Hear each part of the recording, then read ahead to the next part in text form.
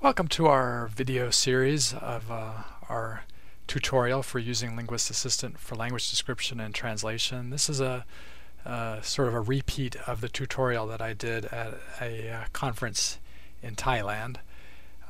My name's Steve Beal, and my co-developer and the programmer of LA is Todd Allman. And there you see our website. There's lots of information there. There's tutorials available. Written tutorials, there's other videos, there's quite a few papers, and this is where you go to download the actual program when you're ready to use it. Hopefully I encourage you to go ahead and get the program, and especially after the introduction part of the tutorial, I want you to play along with it with me. So I'm hoping there's some way you can view the tutorial and be running the program at the same time. You might have to go back and forth a little bit, but that's the way it will work best. Now, this is the schedule at the actual tutorial. Obviously you can start and stop it and skip ahead as much as you want, but basically the first hour is going to be an introduction to Linguist Assistant. I have to get everybody up to speed so that they know what it's for, what it's all about, how you use it in general, and why you use it. Just a little bit before that, I wanted to introduce myself, give you a little bit about my background. Then, starting after the introduction, we'll go to a different video, and we'll show you a little bit about some examples of how the semantics works, and you know, what a real live project looks like. We have a Korean grammar all set and ready to go, and we'll show you some examples from that. So then, starting here, I'll show you how to install LA. There's a few problems that might pop up for some people. I'll go over those. Then we're gonna go for most of the rest of the time is using LA together, you and I. As I go through it, I'm going to show you how to do it. You're going to copy it. You know, sort of a little bit like a monkey. I'm going to do this, you're going to do it. We're going to use LA to encode Spenglat Nama, which is a language I made up to exemplify most, I would say, most of the types of rules and the things that you can do in the lexicon with Linguist Assistant. And of course, that'll get broken up into a little bit, 2 sessions. At the end, we'll look at the grammar questionnaire and discuss how we use that, and a little bit how the methodology for using that to go through to help you describe your language. Okay.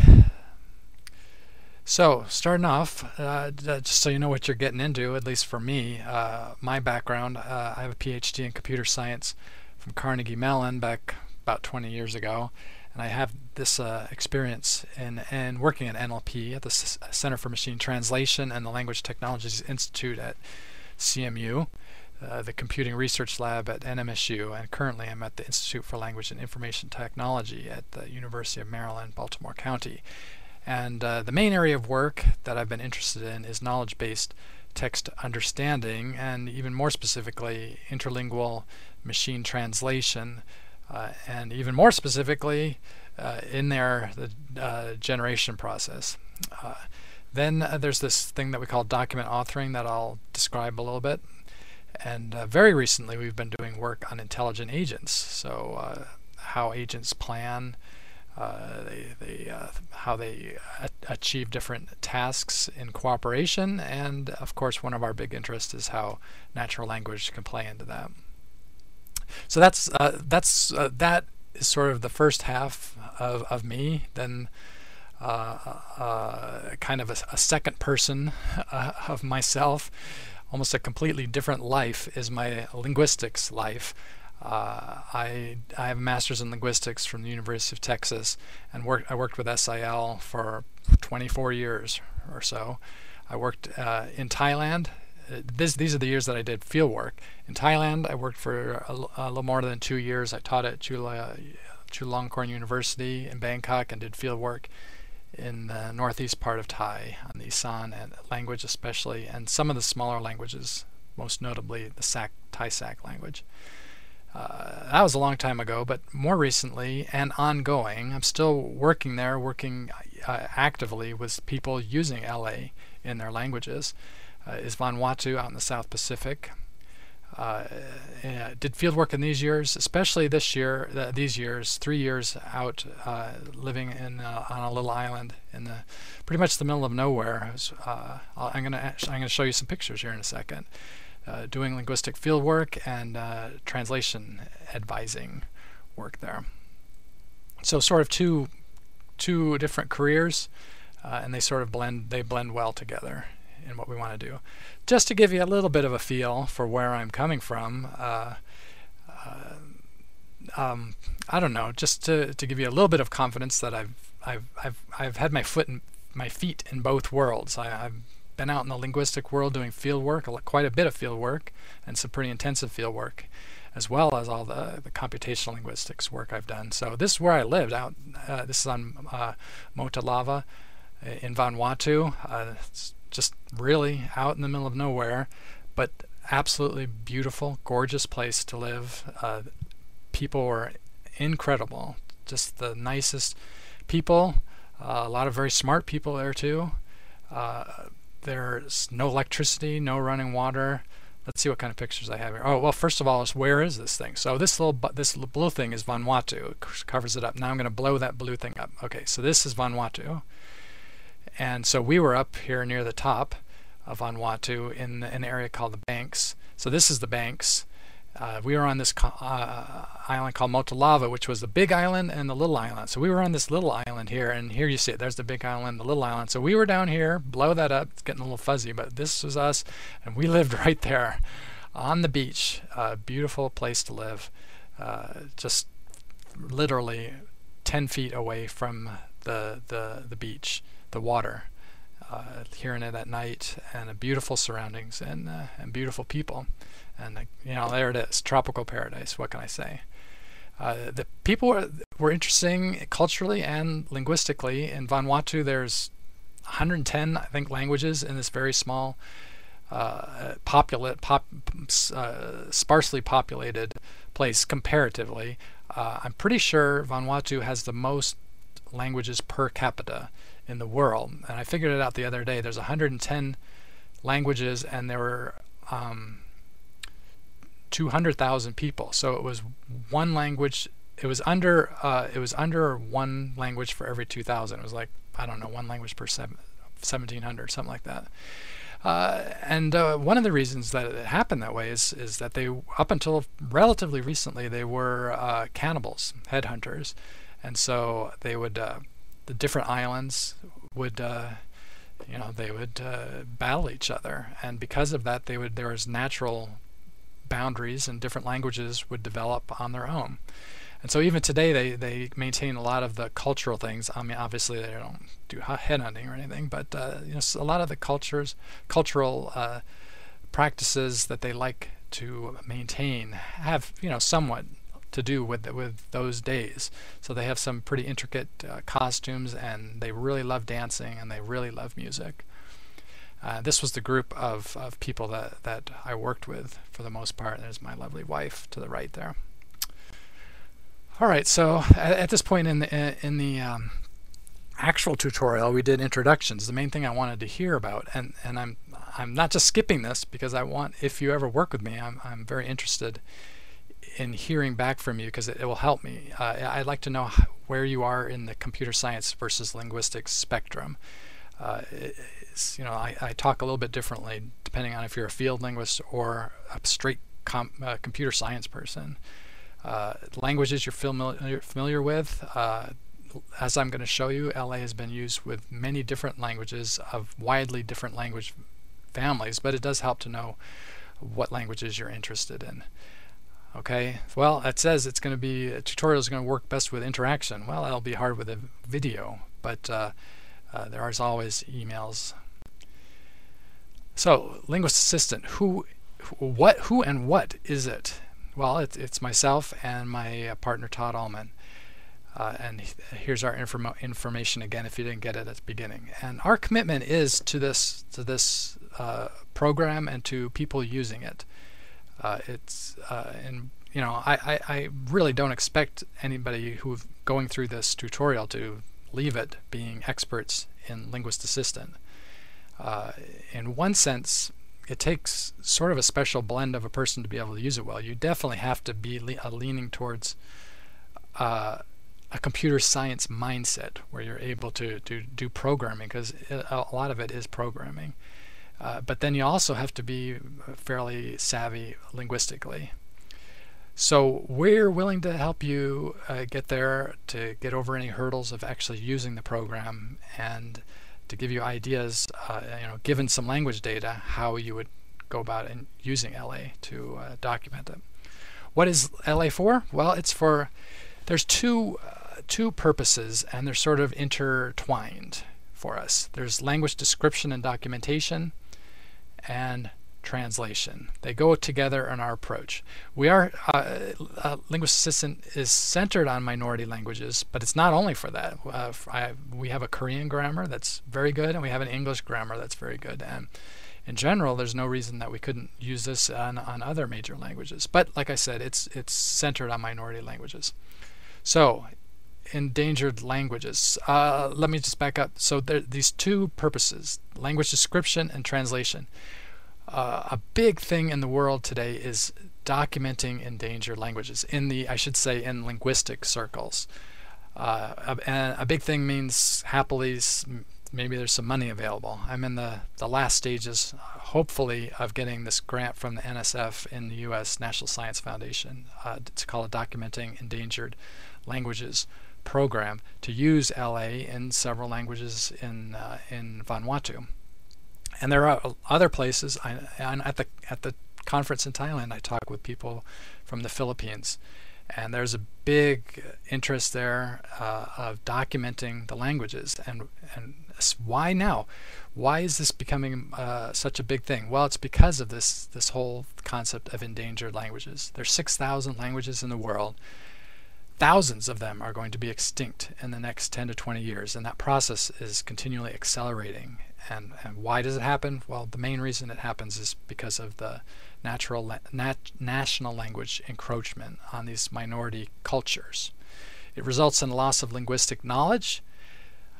You and I tend to think that we know everything there is to know about languages, but many, probably hundreds of these languages have not been documented at all, or very little. And so there's just all this linguistic knowledge out there that's going to disappear. And of course, more importantly, at the personal level, is the loss of culture. A loss of language almost always directly results in a loss of culture. An example, in my work, I worked in Northeast Thai in SAC, and that particular language in that group, even back then in the 90s, there was only a handful of older adults who could speak the language, and the whole village had just basically been assimilated into Northeast Thai culture. You could drive through Northeast Thailand, village after village, and they were Northeast Thai, and whatever made them peculiarly, I can't say that word, whatever made them specially SAC was pretty much gone at that point. They lose their culture. Another sad example of a extinct language, this one obviously is a little less rare, thank God, is this language in Vanuatu, right near where I worked. It was a thriving language until a hurricane wiped out almost everybody. Right now there's only 10 people who still speak the language. And one really irritating dog that, I shouldn't say irritating, but just very faithful. I mean, it adopted me and followed me everywhere I went while I was on that particular island. But anyway, this is one of the languages that I'm hoping to work in with this DEL grant from NSF. So that's endangered languages. So there we go. This is language description and documentation. That's a big thing in linguistics. So there's that. Then there's translation. And so to get everybody on the same page, I need to just talk about translation for a second and compare that to what we do as document authoring. So there's two ways that you can do machine translation. The first way is that you start from the source text and you do some sort of analysis, and from that you go to the target text. Now there's a couple ways to do that. You can do an intermediate step. This is called interlingual machine translation, where you analyze the source text, you go to an interlingual, and then go. But in both cases, you are somehow analyzing the source and going to a target text. Well, bottom line is it's just too hard. There's the ambiguity in natural language is amazing. Source text analysis is extremely difficult and unreliable, and I think I've been doing it for 20 years. It's not a viable proposition, especially for the languages we're talking about. In languages, English, Japanese, where there's lots of money and lots of time and lots of resources, okay, it can be done. But for the kind of languages we're talking about, it's completely unrealistic. So what do we do when we talk about translation? What are we talking about? Document authoring. Document authoring involves taking the documents that you want to translate, and we're going to assume that these documents are going to be translated into many languages. But we're going to take a document, and we are going to use our document authoring tools that we have as part of LA to by hand or semi-automatically analyze them into an unambiguous representation. So that's the key word, unambiguous representation, and semi-automatically. We're going to do it, you can think of it as just being done completely by hand, although we have many tools to make it faster and more accurate. But that's the key, is we're not going to try to analyze the source text because it's too difficult. We are going to start, whatever we translate, we are going to start with a unambiguous representation. And then that just means the translation process is just one of text generation. And I say just, it's not easy, but it is certainly state of the art, whereas source text analysis is well beyond state of the art to do well.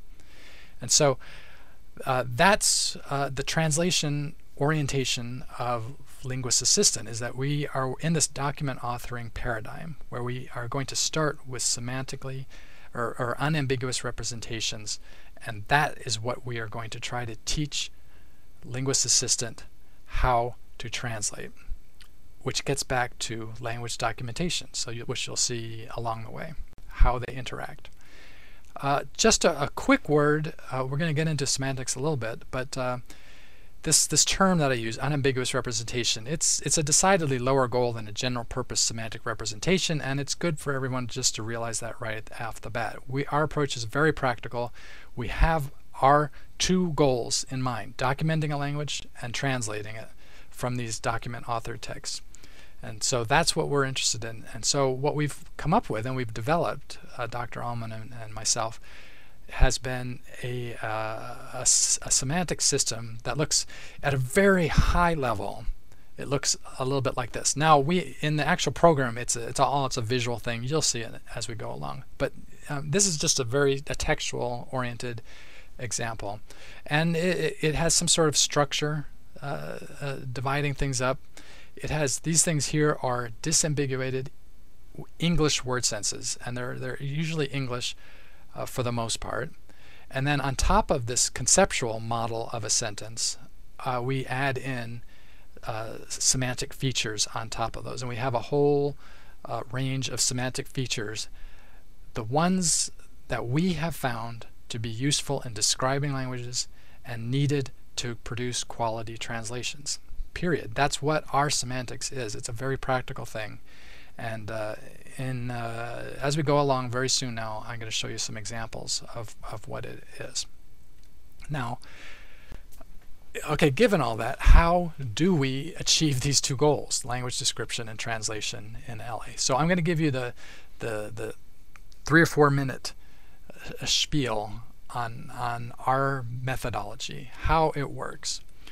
So we start off with this big blue box here, and into it we put an elicitation corpus. These are English sentences, and these sentences are meant to describe all of the things, or describe / exemplify all of the things in our semantic representation. So everything that we want to be able to say, and that we can say or we can represent in our semantic representations, we want to have some sort of examples over here. And we divide this corpus into sections, as you can see. So like here, we might have a group of sentences that try to get at different kinds of modalities. So the man hit the building, the man should hit the building, the man might hit the building.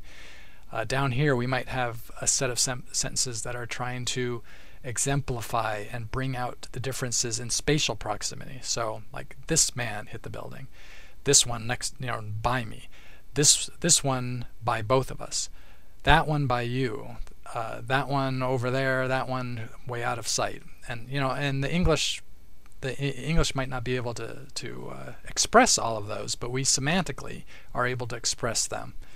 And where necessary, we give little instructions for what we're trying to get at over here. Then, so we have this elicitation corpus. This, again, to sum up, this is very important. This exemplifies everything that we want to be able to say, everything that we can say in our semantic representation. So we send this out with a linguist or a computational linguist to work with a native speaker, and for each one of these sentences and each group of sentences, we get translations. Now think of that for just a second. In one way, that is right there a language description. Here's everything we want to say, and here's how you say it. It describes the language. Well, we want to go much further than that. We want to get a computational description. We want to have some sort of explanatory power to it, and of course we want to be able to use it to translate. So to start on that process, what we've done is instead of doing this English corpus over here, we have used our document authoring system to run all of these sentences through and to get the semantic representation of each one of the sentences in the corpus. Now, given that, think of what we can do. Okay, go back to these sentences. The man hit the building, the man should hit the building, the man might hit the building. If you look at the semantics of those, there's only one thing changing, and it's this one specific semantic feature of modality. And that's exactly how we design these groups, so that within a group only one thing or a very small number of things, but usually one thing is changing. And so think about what the computer could do. It could say, oh, to get from this sentence to this sentence, to add this kind of modality, here's what you do in the target language. You add this word, or you add an affix, or you switch the word order of something in some way, or some combination of all of those. And so you get a rule. To do this kind of meaning, you do this in the target language, and you come up with rules by looking at the differences. And if you think about it, then you go through and you do that for the whole corpus. The elicitation corpus, you have a language description. Inside this language description, then, are all the rules, and they enable you to answer the question of anything in the semantic representation. How do you do this in the language? There'll be a rule or a set of rules that show you how to do it. Now, let me back up. Sorry, I thought there was one other slide there before I got to this one. But in some other presentations, I have another little slide in here that brings out the fact that this process that I made sound like the computer does it completely is not one that's done completely automatically. But I have a box here that says Visual Rule Interface, and that is a big part of what Linguist Assistant is this visual rule interface that helps the user build up these rules pretty much in the process, using the same process that I just showed, except it just does it using a visual rule interface rather than completely automatically. Now we are working on ways to make this more and more automatic and more easy, this whole process of pulling out the rules. But for now, what I'm going to show you today, a big part, probably the major part of what I'm going to show you, is this visual rule interface, how to build different kinds of rules, how to build a lexicon, and different features associated with a lexicon. Okay, next slide then. Once we have all of this, of course we don't want to stop there. We want to be able to take the texts that we've pre-authored, and we have several medical texts that we've pre-authored. We've worked with Bible translation, especially in the Old Testament, to have those kinds of texts authored. These kinds of texts can be self-authored. So, I'm thinking, I'm talking with people in the Philippines right now. So say they're wanting to prepare materials for elementary school education in the languages of the country. Well, we go through and we use LA to get language descriptions of all the languages. Then we can author this text once, whatever this culturally appropriate text is. It'll get this unambiguous semantic representation. Then we can, for each language, input the language description, send it through the built-in text generation engine inside LA, and produce translations for all of those languages. Well, this is the eagle-eye view of it. This is a poster that I present at some conferences, and I realize you can't see very well, but I wanted to give you a very high-level view of some of the visual tools that we have. Up here above this line here, this is the semantics. So this is the visual semantic representation. It's got the concepts and the features. You can do mouse overs out of a concept and it'll show you the definition of the concept, how it's used in various ways. You can mouse over the features and see what features what the values of all of the features are for that particular word or phrase. We have obviously windows into the ontology where you can see what concepts we use, and we have windows into the whole set of semantic features that come built in with Linguist Assistant. Then below this line, then these are examples of a lot of the different kinds of rules that you can use, and you can see you build them visually. There's rules to add affixes, phrase ordering rules. You can build tables. You can have rules for doing some deeper type of changes at the semi-semantic level before you do surface level implementations. We'll get to examples of all these. Over here there's a lexicon. You're able to add features for each word and forms for each word, again using visual tools. These and other rules then are used. The built-in text engine can then translate a text. And let me just back up and say that's how it works, and that's why I keep saying that the documentation and translation capabilities are intertwined, because what you do is you LA walks you through documenting by using this elicitation corpus, and the elicitation corpus itself is semantically analyzed. You write the rules as you go, and you use the built-in text generator to get the translations of the rules, and you can see right away if you've done it right. And then we have debugging tools, so you can mouse over anything in the translation and see all of the rules that were applied that affected that part of the sentence. You can go right to that rule and look at it and edit it if necessary. You can set breakpoints so that the generator will stop on a rule, and you can walk right through it to see why or why not why it's running or why it's not being triggered.